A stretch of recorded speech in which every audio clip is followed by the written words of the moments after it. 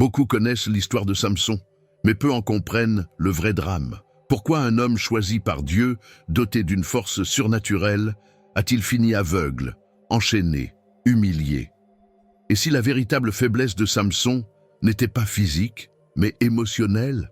Dans cette vidéo, tu vas découvrir le secret caché derrière sa chute, un secret que l'ennemi utilise encore aujourd'hui pour détruire des destinées. Si tu veux éviter de tomber dans le même piège, reste bien jusqu'à la fin, car ce message pourrait bien sauver ton appel.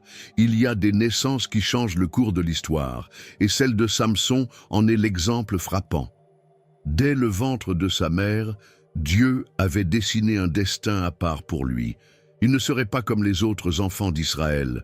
Non, Samson porterait le poids d'une mission divine, délivrer son peuple de l'oppression des Philistins. Sa venue fut précédée par une parole angélique, une annonce solennelle qui marquait le début d'une vie guidée par un vœu nazaréen, ce pacte sacré qui interdisait notamment de couper ses cheveux, boire du vin ou s'approcher de ce qui est impur. C'est étrange, n'est-ce pas, de penser qu'un simple détail comme la longueur des cheveux puisse porter tant de pouvoir. Mais chez Dieu, rien n'est insignifiant. Tout est symbole. La chevelure de Samson représentait bien plus qu'une apparence. C'était le sceau de son engagement, le signe visible de son appartenance à Dieu. Il était un homme mis à part. Comme un soldat en uniforme, ses mèches longues rappelaient qu'il était au service d'un appel plus grand que lui. Dès sa jeunesse, Samson montra une force hors du commun. Imagine un jeune homme capable de déchirer un lion à main nue, sans épée ni arme, juste avec la puissance que Dieu lui donnait. C'était un choc, une manifestation brutale mais claire. Le pouvoir divin coule dans ses veines, pas pour glorifier son orgueil, mais pour servir une cause. Hélas, comme beaucoup de dons, ce pouvoir était une épée à double tranchant. Le problème avec les dons exceptionnels, c'est qu'ils attirent aussi des défis exceptionnels. Plus tu brilles, plus l'ombre essaie de t'atteindre. La vie de Samson était un champ de tension entre l'appel de Dieu et ses propres désirs. Il n'était pas parfait. Il avait une faiblesse pour les femmes étrangères, pour le pouvoir, parfois pour l'argent, souvent pour la séduction. Comme quoi, même les appelés peuvent être vulnérables. Mais Dieu ne l'abandonna jamais, car l'histoire n'est jamais finie tant qu'il y a de la foi. Et toi, as-tu déjà ressenti que Dieu t'appelait à quelque chose de plus grand? Peut-être pas à vaincre une armée à main nue, mais à te tenir debout dans ton foyer, dans ton travail, dans ta génération, comme un témoin de sa lumière? Samson nous enseigne que l'appel divin ne dépend pas de nos forces, mais de notre disponibilité à obéir. Ce n'est pas le destin seul qui façonne un homme, mais son obéissance à Dieu. Le début de la vie de Samson pose alors une question essentielle. Que faisons-nous avec le don que Dieu nous confie? Sommes-nous fidèles à notre vœu, à notre engagement, ou sommes-nous séduits par les murmures de l'ambition? Cette tension va se renforcer au fil de son histoire, car face à lui, les Philistins ne reculeront devant rien pour anéantir ce symbole vivant de l'alliance divine. La scène est posée. Israël, cette terre promise, est encore une fois plongée dans le chaos. Les Philistins, puissants et redoutés, contrôlent la région. Ce ne sont pas de simples voisins querelleurs. Non, ce sont des envahisseurs méthodiques, brutaux, qui maîtrisent le fer et imposent leur culture païenne. Village après village, ils écrasent la résistance, brisent les alliances, sapent la foi du peuple. L'armée d'Israël, dispersée. Les chefs, terrifiés. Le peuple, résigné. La domination philistine n'est pas seulement physique, elle est aussi spirituelle. Ils n'imposent pas seulement leurs lois, mais aussi leurs dieux. C'est là que le combat devient encore plus insidieux. Ils ne cherchent pas seulement à posséder le sol, mais aussi les âmes. La foi du peuple s'effrite. Beaucoup oublient l'alliance avec Dieu, troquent la vérité contre la peur et vivent dans un esclavage silencieux, quotidien, presque accepté. Et pourtant, au milieu de cette noirceur, Dieu lève un homme différent, un homme que les Philistins ne pourront pas comprendre ni contrôler, Samson. Ce nom seul va bientôt semer la panique. Mais à ce stade de l'histoire, personne ne le sait encore. Le peuple gémit sous le joug et le ciel semble silencieux. C'est souvent dans ces moments-là que Dieu prépare ses plus grands actes. Quand l'espoir semble mort, il le ravive. Imagine les familles israélites murées dans la peur. Des parents racontant à leurs enfants les histoires de Moïse et de Josué sans plus y croire vraiment. Une oppression prolongée finit par altérer la mémoire. La défaite devient une habitude. Mais Dieu, lui, n'oublie pas. Chaque cri, chaque larme, chaque prière murmurée dans le secret a été entendue. Et dans sa grâce, il agit, même quand on ne le voit pas encore. Les Philistins, dans leur arrogance, pensaient que leur pouvoir était éternel. Leur système militaire, leur organisation, leur or, leur manipulation politique, tout semblait imbattable. Mais ils avaient négligé un détail. Le Dieu d'Israël ne dort jamais. Et il avait placé sa main sur un homme au destin brûlant. Un homme né d'un miracle, un homme de sacrifice et de vengeance, si nécessaire. Ce contexte de souffrance est crucial. Il explique pourquoi Samson n'est pas juste un héros solitaire, mais un instrument de libération. Un canal choisi par Dieu pour réveiller un peuple. Mais l'oppression des Philistins n'est que le début du tumulte, car lorsque la lumière entre en scène, les ténèbres cherchent à l'éteindre. Et lorsque Samson commence à agir, l'histoire bascule. Vous êtes-vous déjà senti perdu, déconnecté de qui vous êtes vraiment, sans savoir quel est le plan de Dieu pour votre vie? La vérité, c'est que vous n'êtes pas ici par hasard. Dieu a un but pour vous. Et je veux vous aider à le découvrir. C'est pourquoi j'ai créé 3 e-books qui transformeront votre parcours avec Dieu. Cliquez sur le lien dans le commentaire épinglé et commencez votre transformation dès maintenant. Il y a des moments dans la Bible où l'intervention divine défie toute logique humaine. L'un des plus impressionnants reste cette scène où Samson, seul face à une multitude de Philistins, n'a pour arme qu'un os, une simple mâchoire d'âne. Et pourtant, il terrasse 1000 hommes. 1000. Qui d'autre, sinon un homme oint par Dieu, aurait pu accomplir un tel acte? Cette force n'était pas naturelle, c'était surnaturel, une démonstration éclatante de la puissance de Dieu à travers un instrument humain. Mais attention, la force de Samson ne résidait pas dans ses muscles, aussi puissants fussent-ils. Elle résidait dans sa consécration, dans le respect de son vœu nazaréen. Ses cheveux, jamais coupés, n'était pas une amulette magique. Il symbolisait son obéissance, sa mise à part. C'est cette alliance entre Dieu et lui qui alimentait son incroyable pouvoir. Lorsque nous marchons dans l'obéissance, nous devenons aussi des canaux du surnaturel, chacun à notre manière. On pourrait croire que cette scène est digne d'un film d'action. Et c'est vrai, mais elle révèle aussi une profonde vérité spirituelle. Lorsque Dieu est avec toi, même les armes les plus insignifiantes deviennent redoutables. Tu peux te sentir faible, mal équipé, dépassé par la bataille, mais Dieu peut utiliser ce que tu as dans la main, même si ce n'est qu'un mot, une prière, une action simple, pour renverser des ennemis puissants dans ta vie. Le peuple d'Israël qui observait de loin ne comprenait pas toujours.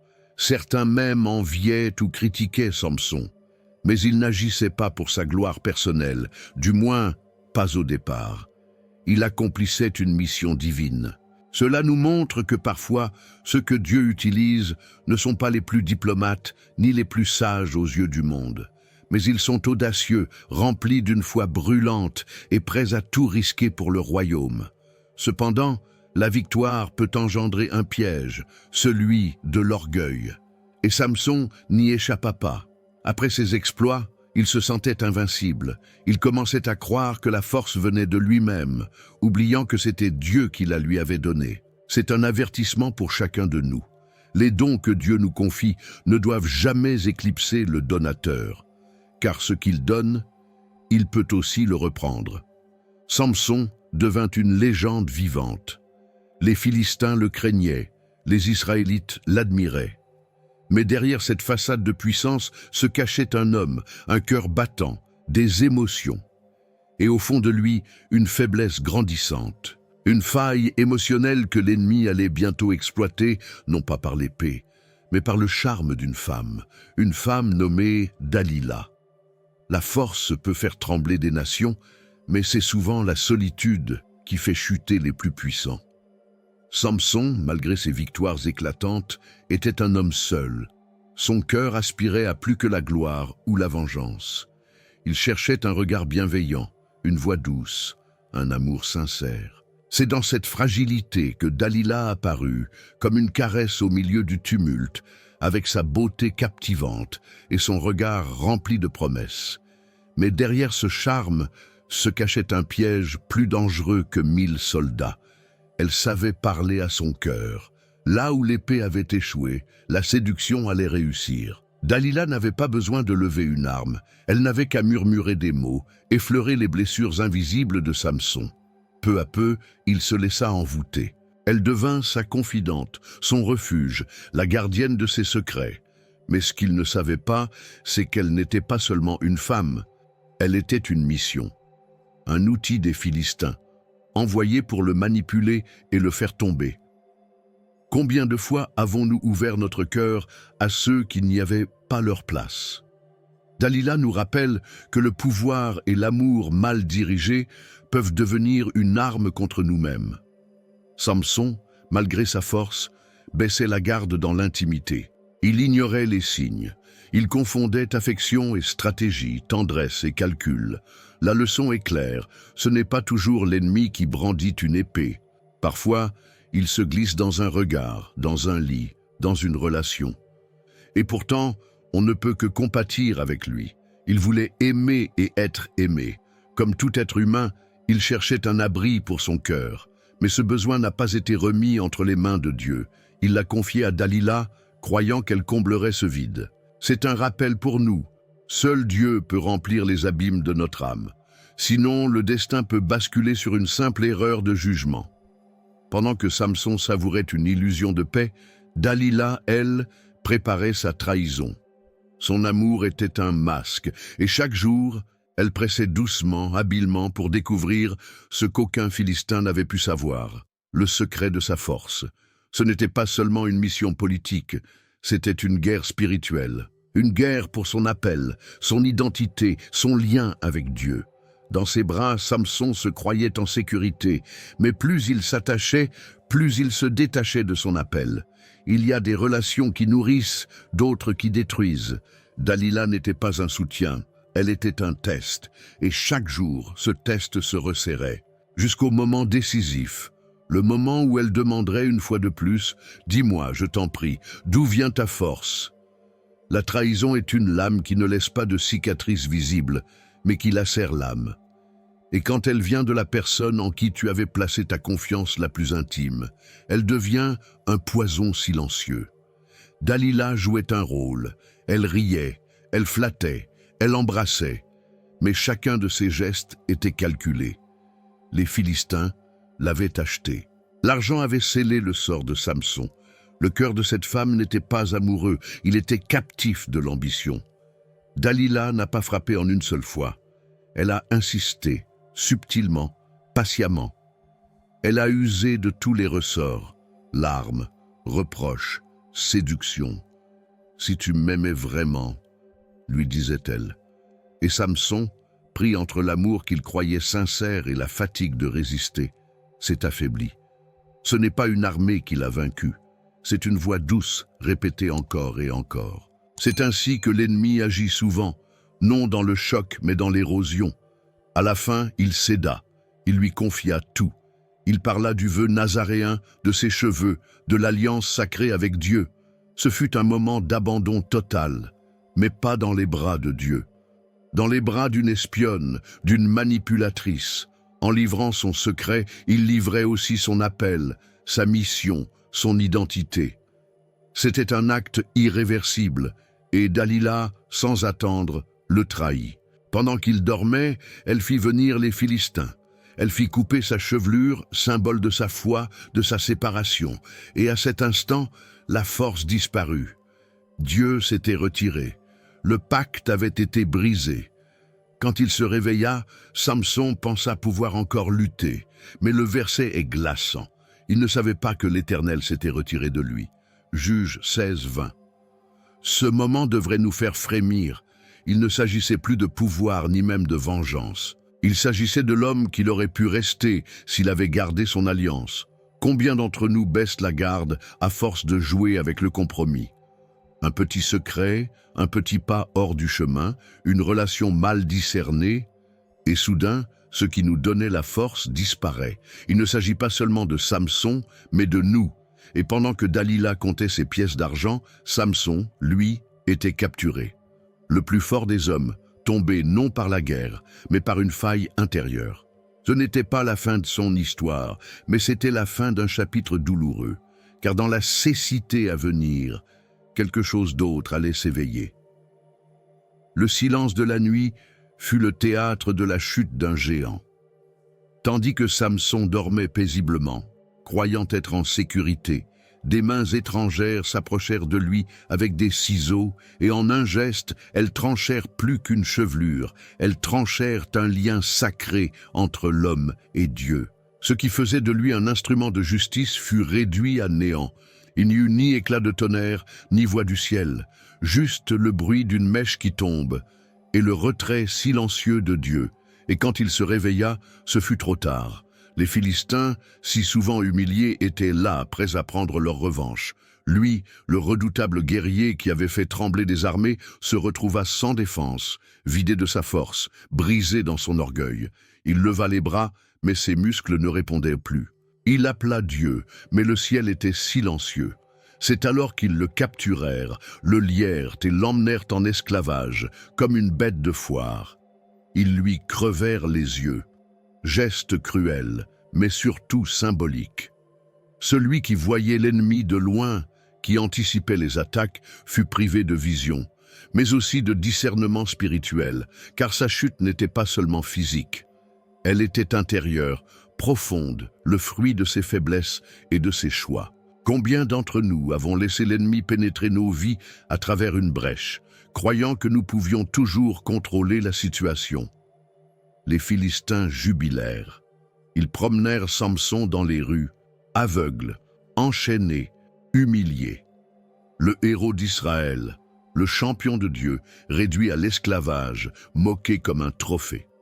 C'est ainsi que le monde traite ceux qui tombent. Il ne pardonne pas, il exploite.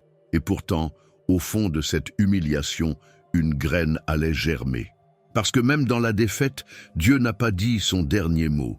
Car ce que les hommes ne virent pas, ce que même Samson ne comprit pas tout de suite, c'est que ses cheveux recommençaient à pousser, lentement, discrètement, comme une promesse silencieuse de rédemption.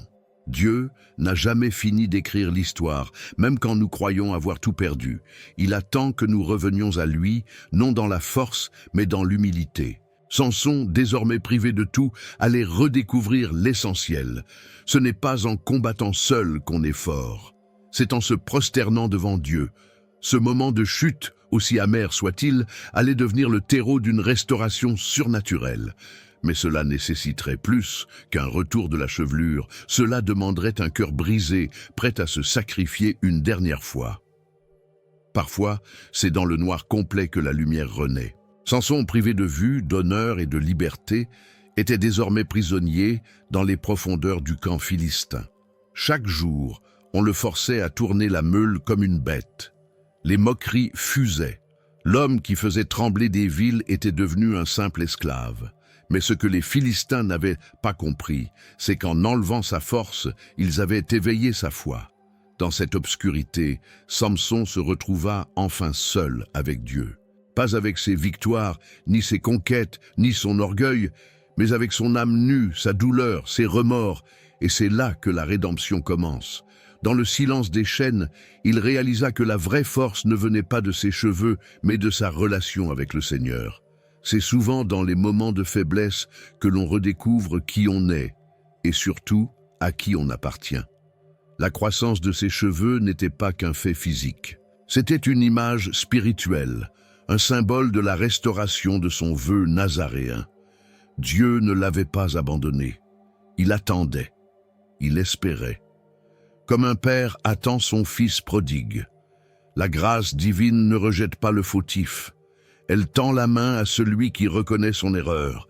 Et c'est précisément ce que Samson fit. Dans l'obscurité, il se mit à prier. Pense à ta propre vie. Peut-être que tu as chuté. Peut-être que tu es passé par l'humiliation, la défaite, les chaînes invisibles de tes erreurs. Mais Dieu est encore là. Et ce que tu crois avoir perdu à jamais peut être restauré si tu reviens à lui avec un cœur sincère.